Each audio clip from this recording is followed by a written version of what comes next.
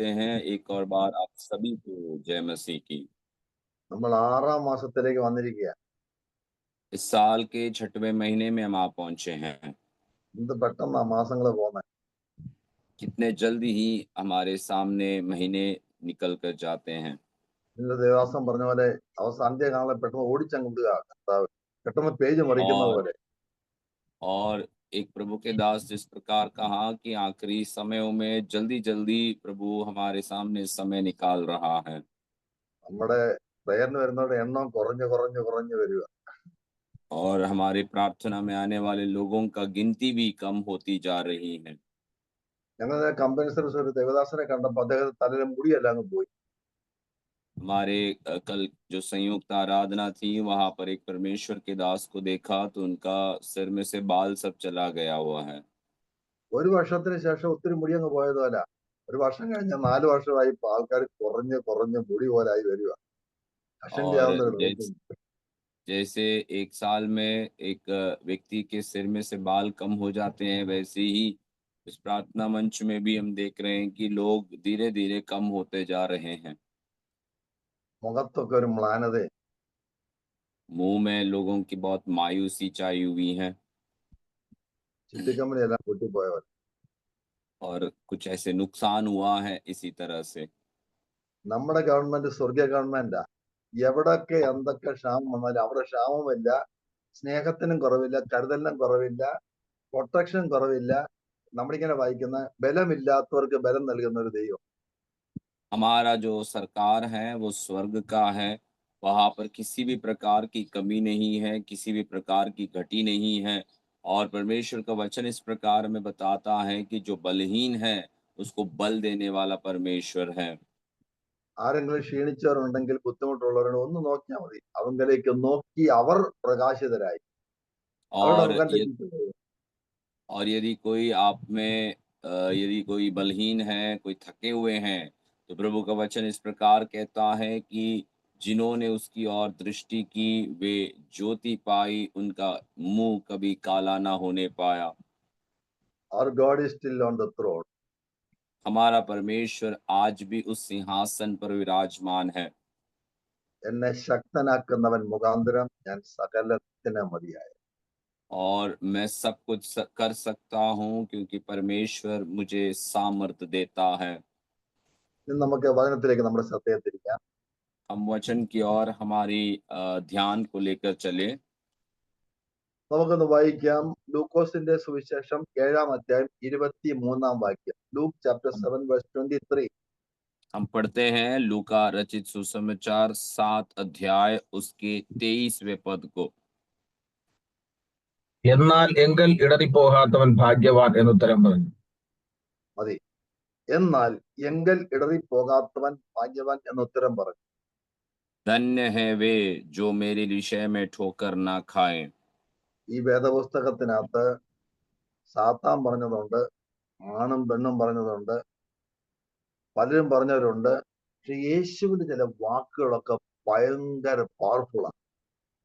इस पवित्र शास्त्र में जो है कई लोगों ने बोला हुआ कई विषयों को हम पढ़ते हैं जैसे कि आदमी औरतों ने बोला हुआ बातें हैं, शैतान बोलने वाली बातें हैं, साथ-साथ परमेश्वर बोलने वाली बातें भी यहाँ पर पाए जाते हैं, लेकिन प्रभु बोलने वाले कुछ बातें बहुत सामर्थी होती हैं।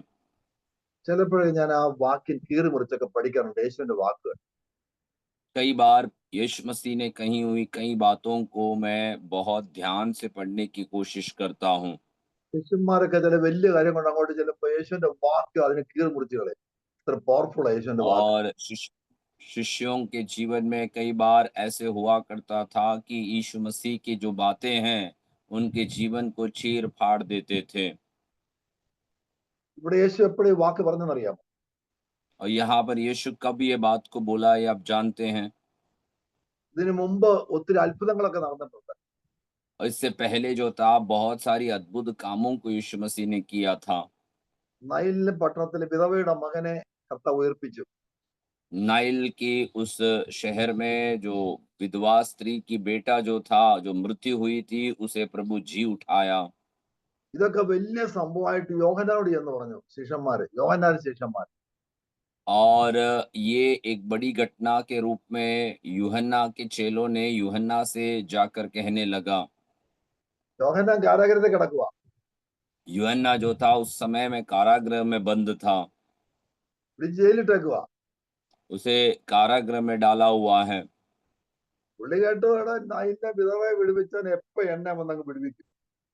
और वे ऐसे सोच रहे हैं कि नाइन के विधवा के बेटे को जी उठाया हुआ परमेश्वर तुरंत मुझे भी आकर इधर यहाँ से छुड़ा देगा ഈ തടവിൽ നിന്ന് എന്നെ പുറത്തു കൊണ്ടുപോകും. और इस कारागृह में से मुझे बाहर निकालेगा। ഒന്നല്ലേ ഞാൻ സ്നാനപ്പെടുത്തിയ ആളല്ലേ. और वे ऐसे कह रहे होंगे कि मैंने उन्हें बपतिस्मा दिलाया था കർത്തനെ പരിചയപ്പെടുത്തിയ ഞാനല്ലേ. और मैंने ही परमेश्वर का यीशु मसीह का लोगों के बीच में परिचय कराया है। എന്റെ കാര്യം തീർച്ചയായിട്ടും പരിഗണിക്കും. और इसलिए यीशु मसीह मेरी बातें जो हैं वे निश्चय मेरे बातों के ऊपर गौर करेंगे। ഞാൻ ചിന്തിച്ചിട്ടുണ്ടെടാ, എത്ര കിഡ്നി കർത്താവ് മാറ്റി വെക്കുന്നു, മരിച്ചു ഉയർപ്പിക്കുന്നു, എനിക്കെന്താ നമ്മൾ പല പൗലോസ് പോലും ചിന്തിച്ചിട്ടുണ്ട് അല്ലേ. നമ്മൾ ചിന്തിക്കാറുണ്ട്, എനിക്കെന്താ വിടുതലില്ല. और कई बार मैं भी ऐसे सोचा हूँ कि परमेश्वर ने कितनी अद्भुत कामों को किया हुआ है, कितने लोगों के जीवन में परमेश्वर ने आश्चर्य कर्म किए हैं, तो मेरे जीवन में ऐसे प्रभु क्यों नहीं कर रहा? വചനം മൊത്തം അത്ഭുതം, പക്ഷെ നമ്മുടെ ജീവിതത്തിൽ അത്ഭുതം. और कई लोगों का जीवन पूरा देखे तो पूरा आश्चर्य कर्म से भरा हुआ जीवन है, लेकिन हमारे जीवन में कुछ भी ऐसा दिखाई नहीं देता।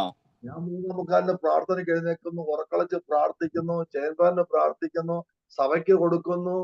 എനിക്ക് മാത്രം ഇരിക്കാൻ വയ്യ, നിൽക്കാൻ വയ്യ, മൊത്തം വേദന. और कई लोग ऐसे बोलेंगे कि मैं तो पूरा समय प्रार्थना करता हूँ, चेन प्रेयर में भी प्रार्थना में रहता हूँ, मैं बहुत सारे ऐसे आत्मिक कार्यों में, सेवाओं में मैं बहुत बढ़-चढ़ कर मदद करता हूँ, फिर भी मेरे शरीर में सारी दुःख, दर्द और वेदनाओं से भरा हुआ है। മറാഠികളൊക്കെ എന്ത് ആരോഗ്യത്തോടെ നടക്കുന്നു. और बाकी लोग जो हैं, वे लोग कितने आरोग्य में चल रहे हैं। നമ്മ ദൈവത്തെ സ്നേഹിക്കുന്നു, പ്രാർത്ഥിക്കുന്നു, മുട്ടുമടക്കുന്നു, ഉപവസിക്കുന്നു. നമുക്ക് പ്രശ്നങ്ങൾ നൂലാമാലകളാ. और हम जो है परमेश्वर के प्रेम रखते हैं, हम प्रार्थना करते हैं, घुटने टेकते हैं, उपवास करते हैं और हमारी जीवन में प्रश्नों का समस्या एक पहाड़ के समान पड़े हुए हैं। അന്ന് യോഹന്നാനെ തിളങ്ങി കിടക്കുക, ഇപ്പൊ യേശു വന്നെ വിടുവിക്കും. और यहाँ पर यूहन्ना बपतिस्मा दाता जो है वे इस प्रकार इंतजार करते हैं कि यीशु मसीह आकर मुझे यहाँ से छुड़ाएगा। എന്നാൽ ഈ പുള്ളിയാ പറഞ്ഞത് ലോകത്തിന്റെ പാപത്തെ ചുമന്നൊഴിക്കുന്ന ദൈവത്തിന്റെ കുഞ്ഞാടാ. और यही व्यक्ति ने यीशु मसीह का परिचय इस प्रकार किया था कि देखो इस संसार के पापों को अपने ऊपर उठाने के लिए मेमना आया हुआ है। അപ്പൊ യോഹന്നാൻ ഇച്ചിരി ഇടറിപ്പോയി. यहाँ पर यूहन्ना जो है थोड़ा आमीन ठोकर खाने की अवस्था में आ गया। ഇത്ര കേട്ട സ്ഥിതിക്ക് ന്യായമായിട്ട് യേശു ഒന്ന് വിസിറ്റ് ചെയ്യായിരുന്നു, അതുപോലെ ചെയ്തു. और जैसे उन्होंने सुना था तो हो सकता है कि यीशु मसीह का वो अपने एक एक एक मुलाकात तो कर सकता था लेकिन वो भी यीशु ने नहीं किया। യേശു ചെന്ന് ആശ്വസിപ്പിക്കായിരുന്നു. यीशु चाहे तो जाकर उसे सांत्वना की कुछ बातों को बता सकता था। അതുപോലെ യേശു കർത്താവ് തയ്യാറായില്ല. वो भी यीशु करने के लिए तैयार नहीं हुआ।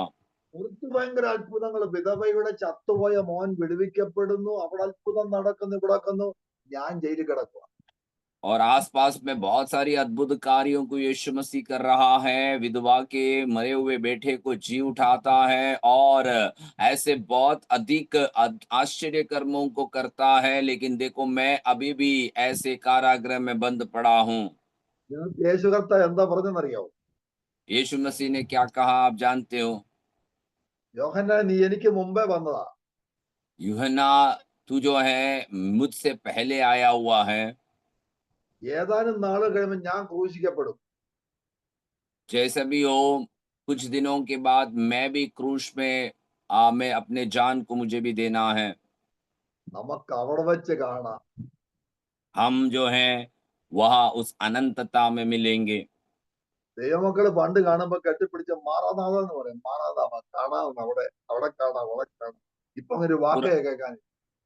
पुराने समय में परमेश्वर के लोग आपस में गले लगकर मारा नाता या हम वहाँ स्वर्ग में मिलेंगे, ये एक आशा के शब्द को कहते थे, लेकिन आज ऐसे तो सुनाई भी नहीं देते हैं। ഇപ്പൊ നമ്മുടെ കണ്ണുകൾക്ക് എന്താ വെളിച്ചമെന്നറിയാം. ഇപ്പൊ കണ്ണുകളെ വെളിച്ചവും പോയി, ഉള്ള പ്രത്യാശയും പോയി, മുഖത്തെ സന്തോഷവും പോയി, എല്ലാം പോയി കിടക്കുക. ഇപ്പൊ ചുരുക്കം പറഞ്ഞ എല്ലാം പോയി കിടക്കുക. और उस समय में उनके आँखों में कितनी ज्योति पाई जाती थी, लेकिन आज के समय में लोगों की आँखों में कोई रोशनी भी नहीं है, कोई भी प्रकार की प्रकाश भी उनके जीवन में नहीं चमकता, सब कुछ चले गए हैं, ऐसे ही पड़े हुए हैं। നമ്മൾ നിരാശയുടെ കാര്യം ഇപ്പം പറയാനുള്ളൂ. ഇല്ലാത്ത കാര്യം പറഞ്ഞുകൊണ്ടിരിക്കും ചില പുള്ളികൾ. और कई लोगों का जीवन में देखा जाए तो उन्हें सिर्फ निराशा ही निराशा की बातों को वो कहते हैं। ഒരിക്കല് ഒരു അമ്മച്ചി ഉണ്ടായിരുന്നു. ഈ അമ്മച്ചി 24 മണിക്കൂറും പാസ്റ്റർ സ്വസ്ഥ കൊടുത്തു. और एक बार एक बूढ़ी माता थी और बूढ़ी माता हर समय 24 घंटे कुछ और ही बातों को कहती थी। വെളുപ്പിനെ ഫോൺ വരും, പാസ്റ്ററെ വന്ന് പ്രാർത്ഥിക്കണം, എനിക്ക് ഭയങ്കര കാലുവേദന. सवेरे फ़ोन करती थी और इस प्रकार कहती है कि पासवान मेरे घर में आकर प्रार्थना करना है, मुझे बहुत पैरों में दर्द है। ഉച്ചയ്ക്കും ഫോൺ വരും, ടെൻഷനാ, എപ്പോഴും ടെൻഷനാ. മാനസികമില്ലാതെ പാസ്റ്ററെ, കുഞ്ഞുങ്ങളുടെ വിഷയം, എപ്പോഴും അങ്ങ് ടെൻഷനാ.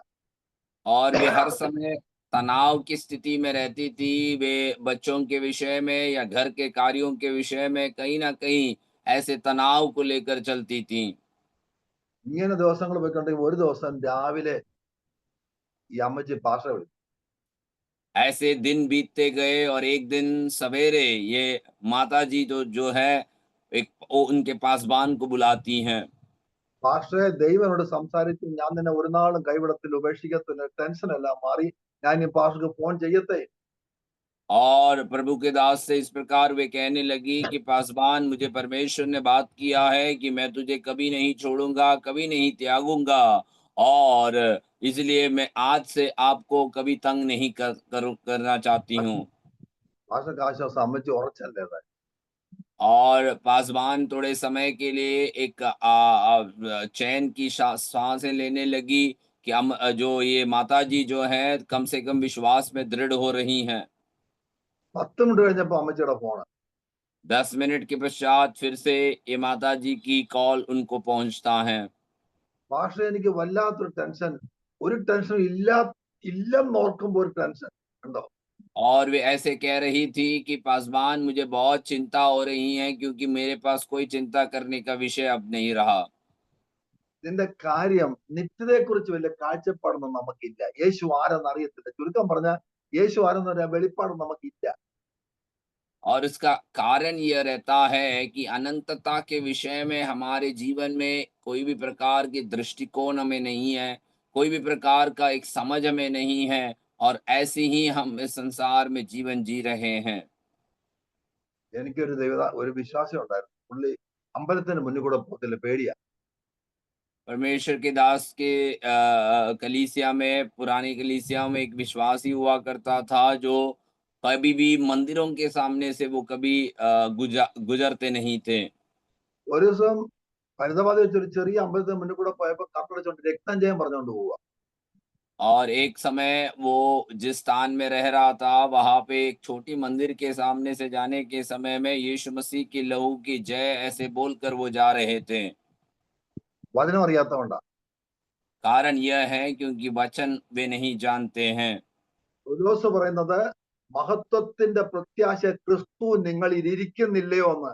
അപ്പം നമ്മുടെ അകത്തുള്ളവൻ, നമ്മുടെ അകത്ത് വസിക്കുന്നവൻ ഈ അമ്പലത്തിലുള്ള 33 ദൈവങ്ങളെ കാട്ടി വലിയവനാണെന്ന് ഉറപ്പുണ്ടെങ്കിൽ നമ്മുടെ കണ്ണുകൾ വികസിക്കും, സന്തോഷം വരും.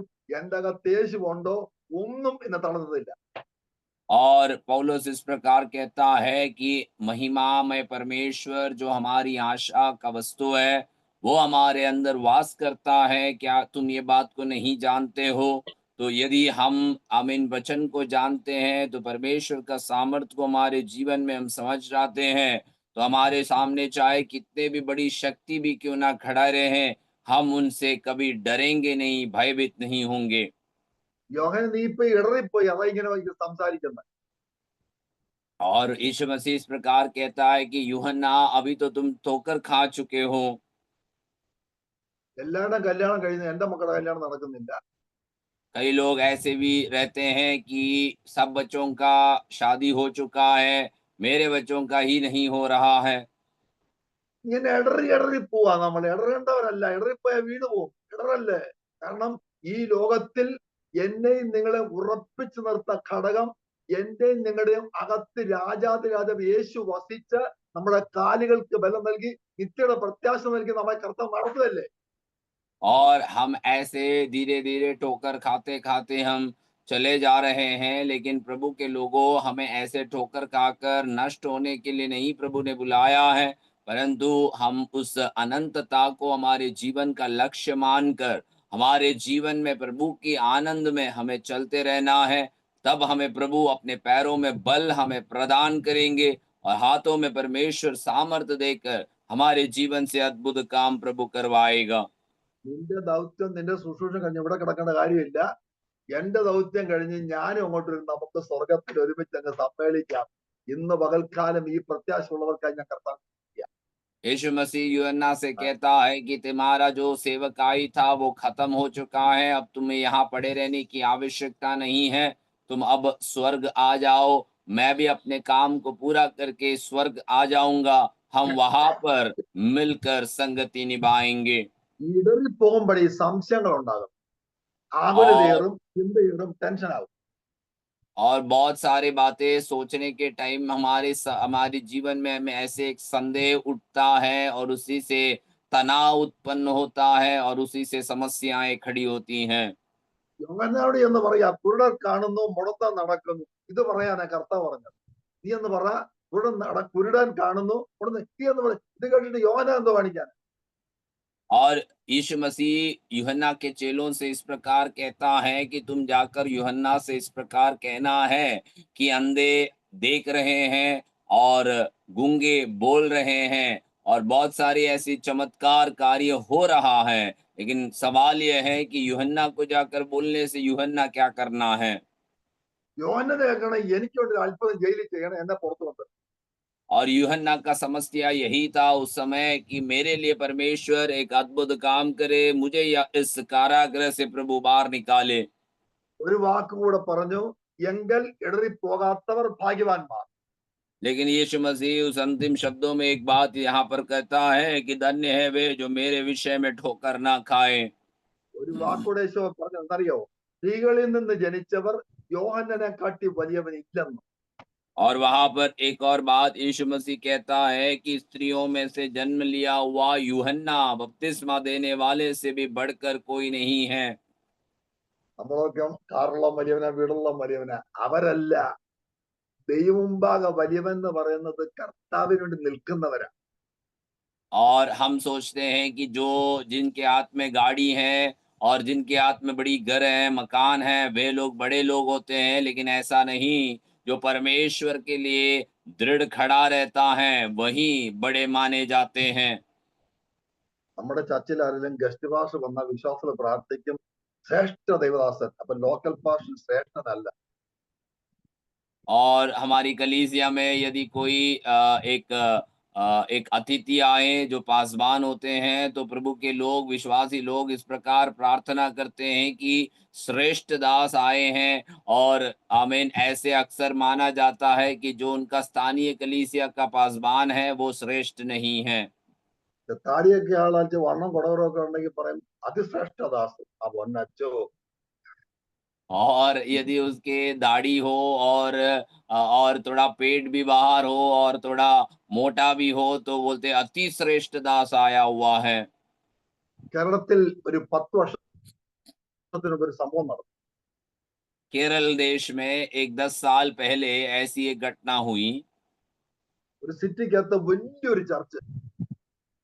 एक शहर में एक बड़ा कलीसिया था ഭയങ്കര IPC ചർച്ച. और सबसे बड़ा एक आईपीसी का कलीसिया है। അവിടെ ഒരു വർഷം ട്രാൻസ്ഫർ ആയിട്ട് ചെന്നത് ഒരു പാസ്റ്ററും വൈഫും 2 കുഞ്ഞുങ്ങളും.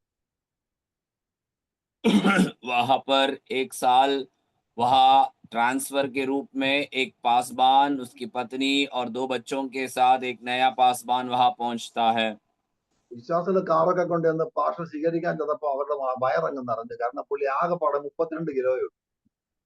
और विश्वासी लोग जो थे अपने गाड़ी लेकर पासबान को जब स्वीकार करने के लिए गया तो पासबान को देखते ही उनकी उनके मन भर गया क्योंकि पासबान इतना मोटा था कि केवल 32 किलो का था ഷൂയില് ചപ്പല ഇട്ടേക്കുന്നു. और जूते नहीं पहने थे, वे साधारण चप्पल पहनकर आए थे ഒരു ചട്ടിട്ടിട്ടുണ്ട്, മുട്ടുവരെയുണ്ട്. और उन्होंने एक शर्ट पहना है लेकिन वे घुटने तक पहुँच जाते थे। അവള് നമ്മുടെ നാട്ടിലെ സോഡാക്കുപ്പിയുടെ വാക്ക് പോലെ. और ऐसा लोग कहते हैं कि जो सोडा की जो बॉटल होती है उसकी गले के जैसा दिखाई दे रहा है। ഇവിടെ മുഖത്ത് നോക്കി കമ്മിറ്റിക്കാർ ഒന്നടങ്കം പറഞ്ഞു, പാസ്റ്റർ ആരെ ഇങ്ങോട്ട് വിട്ടെ, ഞങ്ങൾക്ക് ഇങ്ങനെയുള്ള പാസ്റ്റർ വേണ്ട. और उस प्रभु के दास के चेहरे पे देख के उस चर्च के कमेटी के लोग कहने लगे कि इस व्यक्ति को कौन यहाँ पर भेजा, हमें इस व्यक्ति की आवश्यकता नहीं है। പേരിന് ഓർഡിനേഷനും ഇല്ല, ഇവാഞ്ചലിസ്റ്റാ. और उनके नाम के आगे कोई पासबान की नाम भी नहीं है, वो केवल एक सुसमाचारक कहा जाते हैं। അവിടെ നിന്നുകൊണ്ട് ഹെഡ് ക്വാർട്ടറിൽ ഫോൺ ചെയ്ത് ഈ പുള്ളിയെ തിരിച്ചു വിളിച്ചോണം, ഞങ്ങൾക്ക് ഈ പുള്ളി കൺമുമ്പിൽ ഈ പുള്ളി ഞങ്ങൾക്ക് വേണ്ട. और उनकी आंखों के सामने ये कलीसिया के लोग उनके वरिष्ठ लोगों से फोन में संपर्क कर कर इस प्रकार कहने लगे कि इस व्यक्ति हमें नहीं चाहिए, इसे अभी के अभी वापस बुला लीजिए। ഞങ്ങൾക്ക് കുടവയറും ഞങ്ങൾക്ക് വണ്ടിയുള്ള ഓർഡിനേഷനുള്ള പാസ്റ്റർ ഇങ്ങോട്ട് വിട്ടാൽ മതി. और हमें तो जो पेट होता है और जिसके पास ऑर्डिनेशन है और जिसके पास गाड़ी है, ऐसी एक पासबान हमें जरूरत है। റിപ്പോർട്ട് പറഞ്ഞ് പറ്റത്തില്ല, ഈ വർഷം അഡ്ജസ്റ്റ് ചെയ്ത് അടുത്ത വർഷം വേറെ ആളിനെ വിടാം. और ऐसे उसके उनके वरिष्ठ लोगों ने इस प्रकार कहा कि इस साल तो अब संभव नहीं होगा, लेकिन अगले साल निश्चय आपके लिए एक बदली की जाएगी। ഈ മനുഷ്യന് ഭാര്യ അവിടെ നിന്നുകൊണ്ട് അവിടെ കണ്ണ് നിറഞ്ഞു. और ये प्रभु के दास जो था वहां खड़े खड़े उनकी आंखें भर गईं। ഒരു പാഷനെ ഉണ്ടാക്കി ഒരു മനുഷ്യൻ തിരിഞ്ഞു കയറിയില്ല, ഫുഡും കൊടുത്തില്ല. और ये पासबान के घर में कोई भी गए भी नहीं, उन्हें खाना भी लेकर पहुंचाया नहीं। ഞായറാഴ്ച എല്ലാം വന്ന് ഇരിക്കുവാ ഇങ്ങനെ സകല और എണ്ണവും. और रविवार के दिन सभी लोग आकर ऐसे बैठे हुए हैं। പുള്ളി പറഞ്ഞ അടുത്ത 21 ദിവസം ഞാൻ ഉപവാസമാ, പ്രാർത്ഥിക്കേണ്ടതൊക്കെ വരാം. और प्रभु के दास ने इस प्रकार घोषणा किया कि अगले 21 दिन मैं उपवास और प्रार्थना में रहूंगा। ഒരെണ്ണം ചെന്നില്ല. कोई भी कलीसिया का उस उपवास प्रार्थना में प्रवेश नहीं ഒരു किए। 6 ദിവസം കഴിഞ്ഞപ്പോൾ സെക്രട്ടറി ഒരു ഏജന്റിനെ വിട്ടു. അവിടെ എന്ത് और നടക്കുന്നത് അറിയാൻ. 6 दिन बीतने के बाद वहाँ के कलीसिया के सचिव जो था वो एक व्यक्ति को भेजता है कि वहां पर क्या कुछ हो रहा है इसकी जानकारी लेने के लिए। ഒരു പാവപ്പെട്ട സഹോദരി അയച്ചു. और एक साधारण स्त्री को उन्होंने भेजा था। അവിടെ പുള്ളിയും വൈഫും ഇങ്ങനെ കത്തി നിൽക്കുവാ. वहां कलीसिया में वे जब गए तो प्रभु के दास और उनकी पत्नी बड़ी आग की अवस्था में पड़े हुए थे। ദൈവത്തിന്റെ ആത്മാവ് ഇടപെട്ട് ആ പുള്ളിക്കാരത്തിക്ക് അങ്ങ് വിടുതലായി, സൗഖ്യമായി. പുള്ളിക്കാരത്തി ഔഷധം പ്രാപിച്ചു. നേരെ സെക്രട്ടറി വീട്ടിൽ ചെന്ന് പറഞ്ഞതേ, നിങ്ങൾ വിചാരിക്കുന്ന ഉരുപ്പടിയല്ല ഇത്, സംഗതി വേറെ ഇനമാ, അതുകൊണ്ട് തീയാ, വന്ന് നോക്കാൻ പറഞ്ഞു. और ये परमेश्वर के दास के आमीन उस सेवकाई में वो आए हुए जो बहन थी वे अपने जीवन में छुटकारा पाए, उनका जीवन में बड़ी आशीष उन्होंने प्रदान किए और वे अभिषेक से आत्मा में भरकर वे लौट कर गई और सीधे जाकर उस सेक्रेटरी के घर में इस प्रकार कहने लगा कि तुम लोग जैसे सोच रहे हैं वैसा पासवान नहीं है, ये पासवान प्रभु की आत्मा की आग में चलने वाला व्यक्ति है, तुम स्वयं आकर देख लीजिए। ഒരു 15 ദിവസം കഴിഞ്ഞപ്പോ സഭയും കത്തി, ദേശം അങ്ങ് വിടുതലായി. और लगभग 10-15 दिन बीतने के पश्चात वो कलीसिया भी एक परमेश्वर का आमीन आग में वे लोग बढ़ने लगे और उस आसपास के क्षेत्र में भी परमेश्वर का छुटकारा फैलने लगा। 21 ദിവസം ഉപവാസ പ്രാർത്ഥന കഴിഞ്ഞ കർത്തൃമേശെല്ലാം കഴിഞ്ഞപ്പോ സെക്രട്ടറിയും കമ്മിറ്റിയും കൂടെ ഹെഡ് ക്വാർട്ടറിൽ ചെന്ന് പറഞ്ഞു, 10 വർഷത്തേക്ക് ഈ പുള്ളിയെ വിടത്തില്ല ഞങ്ങള്, ഞങ്ങൾക്ക് ഇവാഞ്ചലിസ്റ്റിനെ മതിയെന്ന്. പുറമെ നോക്കി വിധിക്കുന്നവരാ മനുഷ്യൻ. ഞാൻ പറയട്ടെ, നമ്മൾ വന്ന ശ്രേഷ്ഠ ദൈവസന്നി വലിയവരല്ല. ദൈവസന്നി വലിയതെന്ന് പറയുന്നത് കണ്ണീരൊഴുക്കുന്ന, പ്രാർത്ഥിക്കുന്ന, വിശുദ്ധിയോടെ ജീവിക്കുന്ന, സമർപ്പിക്കുന്ന എത്രയോ കൊച്ചു കൊച്ചു സഭ ലോക്കൽ പാഷന്മാരുണ്ട്, ആരും അറിയാത്തവര്. ഞാൻ പറയട്ടെ ദൈവമക്കളെ, യോഹന്നാൻ കാരാഗൃഹത്തിൽ കിടക്ക ഭ്രാന്തനായ വേഷം. പക്ഷെ യേശു പറയുന്നു അവൻ വലിയവനാണ്. അന്ന് അവൻ ദൂത് പറഞ്ഞതാ, യഹോവയുടെ സന്നിധിയിൽ അവൻ വലിയവനാണ്. और ये बात को हमें याद रखना ज़रूरी है कि परमेश्वर के लोगों, उस कलीसिया में ऐसा हुआ कि 21 दिन की प्रार्थना के बाद वो कलीसिया के लोग जाकर फिर से उनके वरिष्ठों से इस प्रकार कहा कि हमें इस पासबान अगले 10 साल के लिए हमें अनुमति देना है, क्योंकि ये पासबान को हमें छोड़ना नहीं चाहता। और इसी प्रकार से प्रभु के लोगों, कभी भी हम बाहरी रूप को देखकर एक व्यक्ति का न्याय नहीं करना है, क्योंकि कितने सारे ऐसे साधारण प्रभु के दास लोग हैं जो छोटी-छोटी कलीसियाओं को चलाते हैं, लेकिन वे बड़े पवित्रता में, बड़ी आत्मा का सामर्थ्य में, घुटने में रहकर प्रार्थना करने के अनुभव में वो रहते हैं। इसलिए परमेश्वर का सामर्थ्य ही एक व्यक्ति के जीवन में महान उसे बनाता है। ഇത്ര വലിയ ശുശ്രൂഷകളൊക്കെ യോഹന്നാൻ ചേട്ടൻ നിസ്സാര വിഷയത്തിൽ ഇടറിപ്പോയി. और इतनी सारी सेवकाई यूहन्ना बपतिस्मा देने वाला किया था, लेकिन छोटा एक विषय आने के समय में वे ठोकर खाई हुई अवस्था में है। നമ്മുടെ പല പ്രാർത്ഥനകൾക്ക് മറുപടി കിട്ടാതെ വരുമ്പോൾ, പല കാത്തിരിപ്പ് നീണ്ടു പോകുമ്പോൾ, കണക്കൂട്ടിൽ തെറ്റുമ്പോൾ നമ്മൾ ഇടറിപ്പോയിട്ടില്ലേ പല പ്രാവശ്യം? कई बार हमारी प्रार्थनाओं के उत्तर हम जब नहीं समय पर नहीं पाते हैं, कई बार हमारी योजनाएं परमेश्वर की योजना से मेल नहीं खाते हुए बिगड़ जब जाते हैं, तो हमने कितने बार ऐसे ठोकर खाने की अवस्था में हम भी आ पहुंचे हैं। എന്നാൽ ഒരു കാര്യം ഓർത്തോണം, ദൈവത്തിന്റെ ദൃഷ്ടി നീ വലിയവനാ. लेकिन एक बात को आपको याद रखना जरूरी है कि परमेश्वर की आंखों में आप बड़े माने जाते हैं। ദൈവസന്നിധി നീ വലിയവനാന്ന്. परमेश्वर की उपस्थिति में आप बड़े माने जाते हैं। കർത്താവ് ചോദിക്കുക, നീ എന്തിനാണ് മരുഭൂമി പോയ? കാറ്റിനാൽ ഒലിയുന്ന ഓടയാണോ? और परमेश्वर उनसे पूछता है कि तू मरुभूमि में जाने की आवश्यकता क्या थी? क्या तू हवा से धुले हुए एक आमीन पौधों के समान है क्या? എങ്കൽ ഇടറിപ്പോകാത്തവൻ ഭാഗ്യവാന്മാർ. എന്നിട്ട് കൂട്ടിച്ചേർത്ത് പറയാ, നിങ്ങൾ എന്ത് കാണാൻ മരുഭൂമിയിൽ പോയി? കാറ്റിനാൽ ഒലിയുന്ന और ഓടയോ? यीशु मसीह इस प्रकार कह रहा है कि धन्य है वे जो ठोकर खाते हैं। तुमने किस विषय के लिए मरुभूमि में गया हुआ था? ചിലപ്പോഴൊക്കെ പ്രതിസന്ധിയുടെ കാറ്റടിക്കുമ്പോൾ നമ്മളും ആടി ഒലയാറുണ്ടല്ലേ?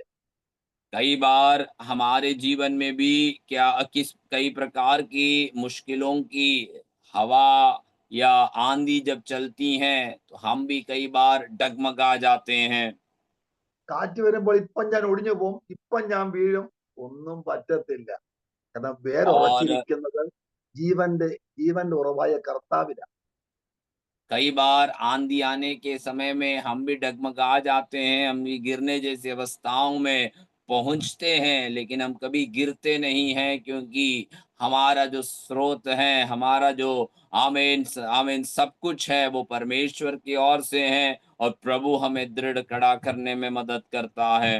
ചില ഘട്ടങ്ങളിൽ 4 ഭാഗത്തും ശക്തമായി ഉഷ്ണക്കാറ്റടിക്കുമ്പോൾ തകർന്നു പോയി എന്ന് തോന്നാമെങ്കിലും ആത്മശക്തിയാൽ പിന്നെ കർത്താവ് നമ്മെ എഴുന്നേറ്റ് നിർത്തും.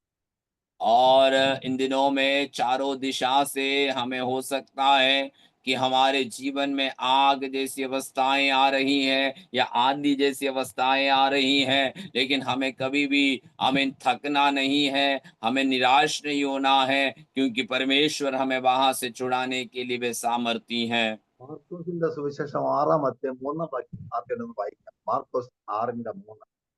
मरकुस की सुसमाचार 6 अध्याय उसके 3 वचन कोई पढ़कर मदद करे।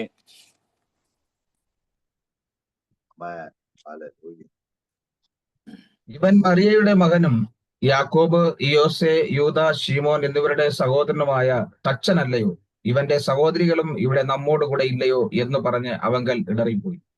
ഇടറിപ്പോയി, കണ്ടോ? ജനം ഇടറിപ്പോയി. അവരെ നോക്കുമ്പോൾ ഇത് അറിയണം, ഈ പുള്ളിയാര ഇത് നമുക്കറിയാം. നമ്മുടെ ഇവിടെ സ്കൂളിൽ പഠിച്ചതല്ലേ, നമ്മൾ കളരിയിൽ പഠിച്ചതല്ലേ എന്നൊക്കെ നമ്മൾ പറയാറില്ലേ? ഈ പുള്ളി ഇവിടുത്തെ പാസ്റ്റർ എന്നൊക്കെ പറയാറില്ലേ? എന്ന് പറഞ്ഞതുപോലെ ജനം അവങ്കൽ ഇടറിപ്പോയി. അവർ പറയുന്നടാ ഇവന് കിട്ടിയ ജ്ഞാനം ഇവിടുന്ന, നമ്മൾ വളർന്ന ദേശത്തല്ലേ ഇവ വളർന്ന എന്നൊക്കെ പറഞ്ഞ് ജനം ഇടറിപ്പോയി. ആരും വിശ്വസിച്ചില്ല. और यीशु मसीह की बातों को या यीशु मसीह को देखकर कि वे कहाँ से आए हैं, और वचन इस प्रकार कहता है कि वह वही बड़ा ही नहीं जो मरियम का पुत्र और याकूब, योसेफ, यहूदा और शमौन का भाई है, क्या उसकी बहनें हमारे बीच में नहीं रहती? इसलिए उन्होंने उसके बीच में ठोकर खाई। അവർക്ക് മനസ്സുകൊണ്ട് ഉൾക്കൊള്ളാൻ പറ്റുന്നില്ല. वे अपने मन से उन्हें स्वीकार नहीं कर पा रहे थे। അവരെ പരിഹരിച്ച പാരമ്പര്യക്കെതിരായി യേശു ശക്തമായി ആഞ്ഞടിച്ചപ്പോൾ അവർക്ക് ഉൾക്കൊള്ളാൻ പറ്റിയില്ല. जब उन्हें आसपास में जब उनकी परंपराओं को या रीति रिवाजों को जब वे लोग उस अनुसार चल रहे थे, तो यीशु मसीह बड़ी सख्त शब्दों में जब उनको उनकी परंपराओं को काट कर बातें कहती थी, तो ये बातों को वे എന്തൊക്കെ പറഞ്ഞാലും समझ नहीं पा रहे थे या स्वीकार नहीं कर पा रहे थे। എന്തൊക്കെ പറഞ്ഞാലും മറിയയുടെ മകനല്ല. और कुछ भी क्यों ना कहे, वे मरियम की बेटा है ना। യേശുവിനെ നോക്കി മാർക്കിട്ട് പോവാ ചില കുട്ടികൾ. और यीशु मसीह को देखकर कई लोग ऐसे उनके विषय में उनको अंकित करके वे जा रहे हैं। നമ്മൾ മാർക്കിടാറുണ്ട്. മാർക്കിടാൻ നമ്മൾ മിടുക്കരാ. कई बार हम भी लोगों को ऐसे अंकित करते हैं या उनको हम तौल कर देखते हैं। ഇന്നലത്തെ മെസ്സേജ് കൊള്ളത്തില്ല, ഇന്നത്തെ കൊള്ളായിരുന്നു, മാർക്കിട്ട് ചൊവ്വ ഇപ്പോഴും മണപ്പെടും ആവില്ല. എത്ര മാർക്ക ബന്ധക്കോസാരി പോയിട്ട്. और कितने सारे हम ऐसे टिप्पणी करते हैं कि कल का संदेश कुछ अच्छा नहीं था, आज फिर भी अच्छा है। ऐसे हर दिन हम कितने ऐसी टिप्पणियों को करते रहते हैं। നെഞ്ചത്ത് കൈവച്ചോക്കണേ ഞാനെന്തോ പ്രാപിച്ചത്.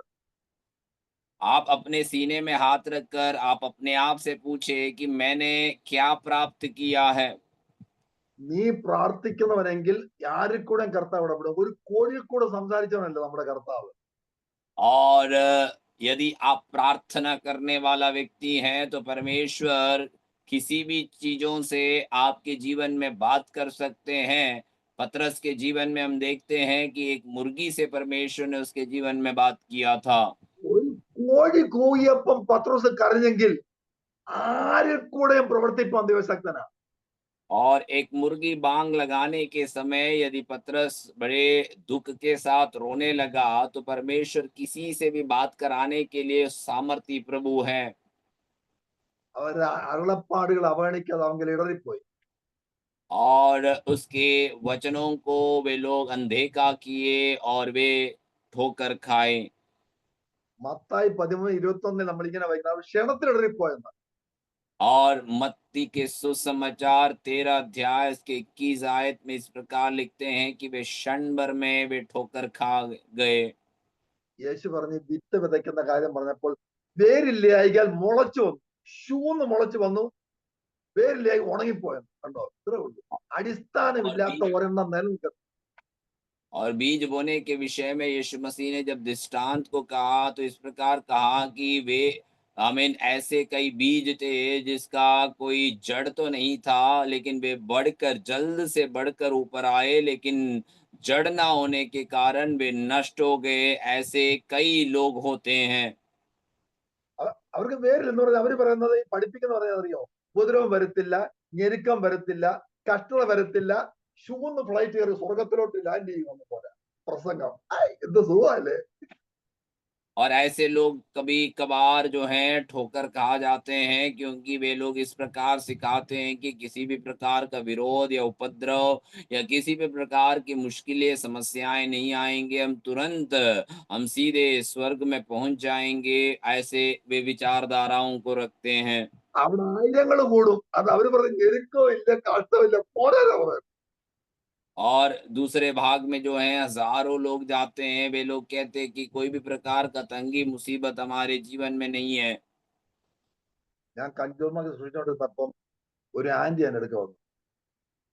परमेश्वर के दास जब कंजूरमार्ग कलीसिया में सेवकाई करते थे, तब वहां पर एक आंटी जो है उनके पास पहुंचता है।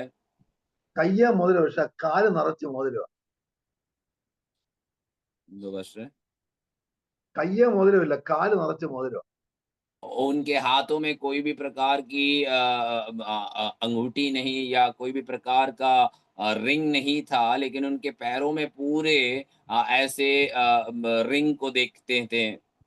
എല്ലാരും കയ്യേലിടുന്നു, കാലിൽ വിരല് മൊത്തം കിടക്കുക. എന്നെ വീട്ടിൽ വിളിച്ച് പ്രാർത്ഥിക്കാം.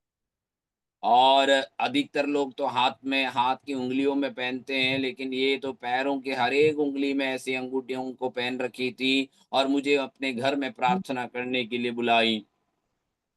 വീട് മൊത്തം വിഗ്രഹങ്ങളാ. उनका घर पूरा जो है मूर्तियों से भरा हुआ था। ഞാൻ ചോദിച്ചു, നിങ്ങൾ രക്ഷിക്കപ്പെട്ടതാണോ? मैं उनसे इस प्रकार पूछा कि आप उद्धार पाए हुए हैं क्या? സ്നാനപ്പെട്ടതാണോ? क्या आपने बपतिस्मा लिए हैं क्या? ആ, സ്നാനപ്പെട്ടതാ. वे कह रही थी कि ये बपतिस्मा लिए हैं। രക്ഷിക്കപ്പെടാന്ന് ചോദിച്ചപ്പോ ഉസ്മാൻ ക്യാ होता है, क्या होता है, क्या എന്നോട് ചോദിച്ചു. അവർക്ക് അറിയത്തില്ല. और उनसे जब मैंने पूछा कि क्या आप उद्धार पाए हैं, तो वे पूछ रही थी कि वो क्या होते हैं, उसमें क्या कुछ किया जाता है, मुझे नहीं मालूम। അവര് പറയാ, ഞങ്ങൾക്ക് അനുഗ്രഹം കിട്ടുമെന്ന് വെച്ച് ഞങ്ങൾ ചെന്ന, പക്ഷെ അവിടെ ചെന്നപ്പോൾ ഞങ്ങൾക്ക് പ്രശ്നമാണ്. और वे लोग इस प्रकार कह रहे थे कि वहां पर हमें आशीष मिलेगी, ये सोचकर हम वहां पर गए थे, लेकिन हम वहां गए तो वहां पूरी समस्याएं भरी हुई हैं। എന്ന് പറഞ്ഞ വേറൊന്നും ഇല്ലെന്ന്, എന്ന് പറഞ്ഞാൽ എന്തൊക്കെ കേട്ട് ഞെരുക്കമില്ലെന്നൊക്കെയാ പഠിപ്പിക്കുന്നത്. ഞെരുക്കമില്ല, കഷ്ടമില്ല, സുഖ പരിപാടിയാണ്. और इसका कारण यह है कि लोगों के अंदर वचन का जड़ पहुंचा नहीं है। वे लोग ऐसे सिखाते हैं कि आपको कोई भी प्रकार की तंगी मुसीबत नहीं रहेगी। आमीन। बड़ी आराम का जीवन है मसीह जीवन। യൂതയുടെ ലേഖനം, പത്രോസിന്റെ ലേഖനമൊക്കെ വായിച്ചു നോക്കണം, എന്തുവാന്ന്, ക്രിസ്ത്യ യൂത എന്തുവാ. यहूदा की पत्री, पतरस की पत्रियों को सब हमें पढ़कर देखना है कि सच में मसीह जीवन का महत्व और मसीह जीवन क्या होता है।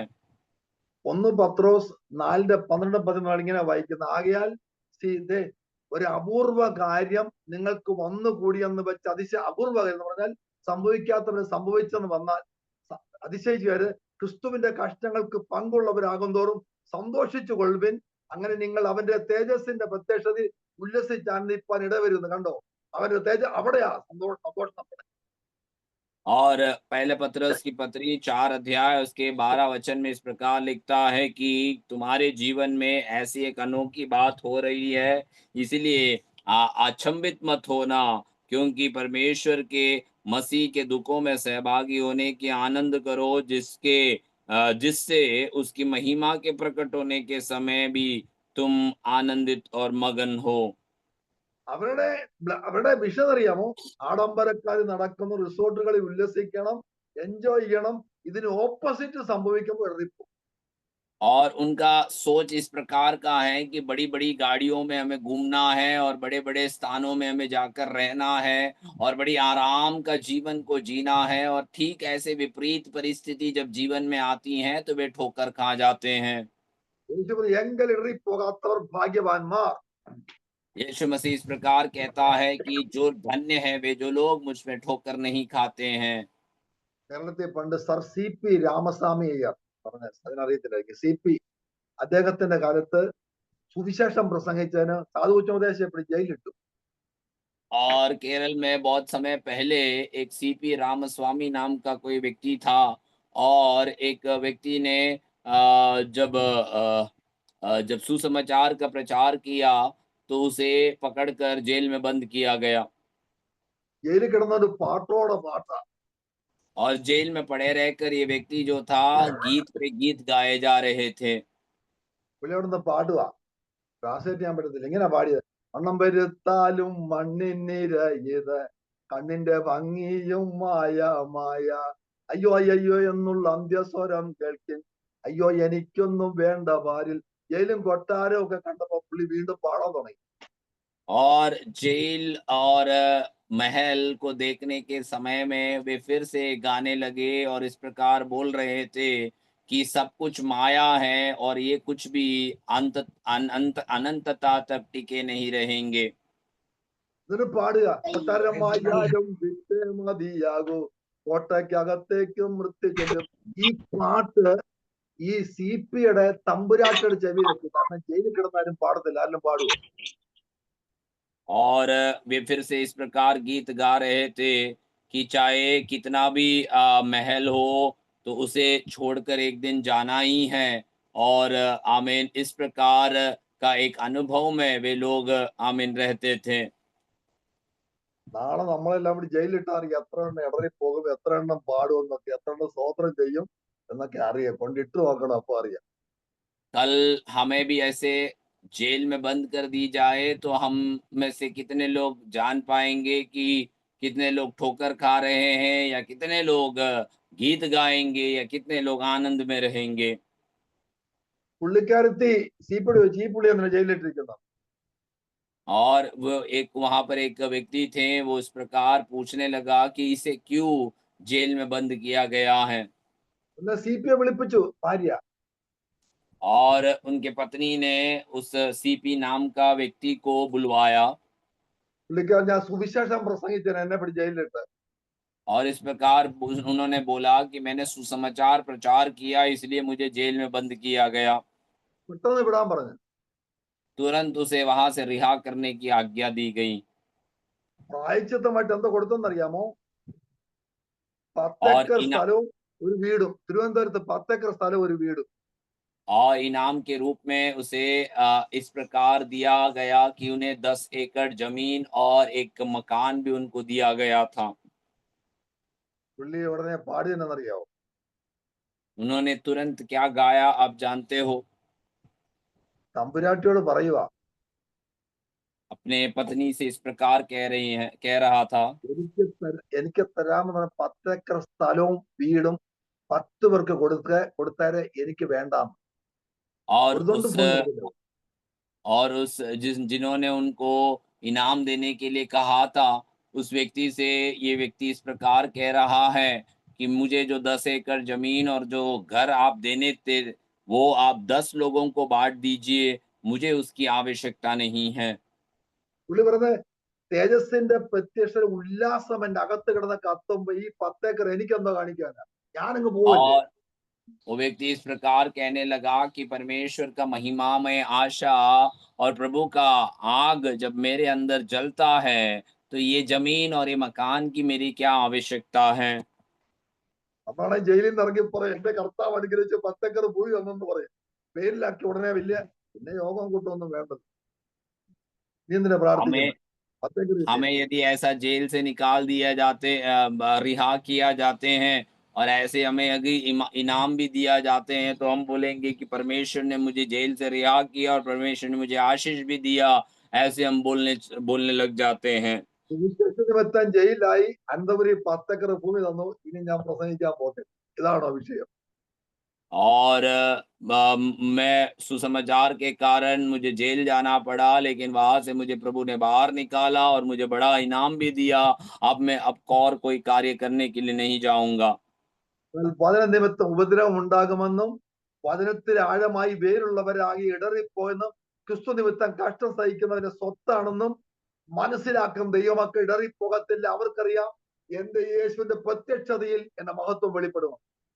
और वचन के कारण हमें सताव होगी, हमें लोग मारेंगे और तक आमीन सताएंगे, लेकिन मसीह के कारण यीशु मसीह कहता है, धन्य है जो मेरे कारण ठोकर नहीं खाते हैं। എന്റെ സിസ്റ്ററിന്റെ മോന് എഞ്ചിനീയറാ, രണ്ടുപേരും എഞ്ചിനീയറാ. അവന് ഇപ്പം ഒരു വർഷത്തിൽ 13 lakhs സാലറി. അപ്പം എന്റെ അമ്മ എന്റെ മോനോട് ചോദിച്ചു, നിനക്ക് എത്രടാ? 15,000 രൂപ. എന്നിട്ട് എന്നോട് ചോദിക്കാം, നിനക്ക് ആ കുന്തം പഠിപ്പിക്കാൻ വിട്ടാ പോരായിരുന്നോടാ? और परमेश्वर के दास के बहन के 2 बच्चे हैं, वे लोग दोनों इंजीनियरिंग की पढ़ाई करके आज नौकरी कर रहे हैं, और उन्हें बड़ी जो है तनख्वाह को वे प्राप्त करते हैं। उस समय में प्रभु के दास की माताजी जो थे, प्रभु के दास के बेटे से पूछने लगा कि तुझे कितना तनख्वाह मिलता है? तो वो कहने लगा कि मुझे 10,000 मिल रहा है। तो वे प्रभु के दास को इस प्रकार डांट रहे थे, क्या तुम्हें इस बेटे को भी उस पढ़ाई में भेजना चाहिए था ना, जहाँ पे ज्यादा पैसा मिल रहा है। നീ കുന്തത്തിന് എന്തിനാ വിട്ടെന്ന്? അവർക്ക് കുന്തവും നമുക്ക് പവറുവാ. और वे इस प्रकार कहते हैं कि इस कार्य के लिए आप क्यों भेजे हैं? आमीन। उनके लिए ये तो तुच्छ मानते हैं, लेकिन हमारे लिए ये सेवकाई जो है वो सामर्थ का सेवकाई है। നമുക്കറിയാം ആർക്ക് വേണ്ടി നമ്മൾ പ്രസംഗിക്കുന്നു, ആർക്ക് വേണ്ടി ജീവിക്കുന്നു. അവന്റെ പ്രത്യക്ഷ സാന്നിധ്യം അനുഭവിക്കുമ്പോൾ, കൃപ അനുഭവിക്കുമ്പോൾ എത്ര സന്തോഷം പറയും. ഇടറിപ്പോകരുത്. നമ്മൾ ആരും പ്രാർത്ഥനയ്ക്ക് മറുപടി കിട്ടിയില്ലായിരിക്കാം, സഭക്കാർ നിന്ദിക്കാമായിരിക്കാം, ഒന്നുമില്ല. ഇടറിപ്പോകരുത്. നിനക്ക് പ്രതിഫലം തരാൻ ഒരു യേശു സ്വർഗത്തിലുണ്ട്. और हम जिसके लिए सेवकाई करते हैं, हम जिसके बारे में प्रचार करते हैं, वही हमारी आनंद का विषय है, वही हमारा उद्धार करता है। और इसीलिए हमेशा ये बात को याद रखना है कि प्रभु के खातिर, परमेश्वर की खातिर जो भी हम सह रहे हैं, जो भी हम दुख उठाते हैं, हम उसी के कारण ठोकर नहीं खाना है, क्योंकि परमेश्वर का वायदा हमारे जीवन में हमेशा अटल रहता है। നമ്മൾ പാടി ദൈവസേനയിൽ സന്തോഷിക്കുമ്പോൾ ഈ സന്തോഷം ഈ പുള്ളികൾക്കുണ്ടോ? और നമുക്ക് ആ हम जब സന്തോഷം गीत അനുഭവിക്കുന്ന गाते हुए परमेश्वर की आराधना करते हैं और आनंद मनाते हैं, ये आनंद ये बाकी लोगों के जीवन में हो पाते हैं क्या? എന്നെ കേൾക്കുന്നവരാരെങ്കിലും നിങ്ങളുടെ മക്കളുടെ കല്യാണം നടന്നിട്ടില്ലേ? അത് വിദ്യാഭ്യാസം ഒന്നും ഭാരപ്പെടേണ്ട. നമുക്കൊരു പ്രത്യാശ കർത്താവ് തന്നിട്ടുണ്ട്. ദൈവം ജീവനും ഭക്തിക്കും ഒക്കെ തരാൻ ദൈവം ശക്തനല്ലേ? വിളിച്ചവൻ വിശ്വസ്തനല്ലേ? കരുത് ദൈവമല്ലേ? നിത്യം നമുക്കില്ലേ? ആരും ഇടറിപ്പോകരുത്. ഇന്ന് പകൽക്കാലം നമ്മൾ ഒന്നുകൂടെ സമർപ്പിക്കാം, ജീവിതത്തെ സമർപ്പിക്കാം. ഈ വചനങ്ങൾ അധികം അനുഗ്രഹിക്കട്ടെ. യേശു പറഞ്ഞതുപോലെ അത്ഭുതമല്ല വിഷയം, യേശുമായിട്ടുള്ള ആഴമേറിയ ബന്ധം നമുക്ക് ദൈവം ധാരാളമായി വചനത്താൽ ഉറപ്പിക്കട്ടെ. God bless you all, Pastor Sajan. Thank you very much. God bless you all. ഞങ്ങൾ പ്രാർത്ഥിക്കണം.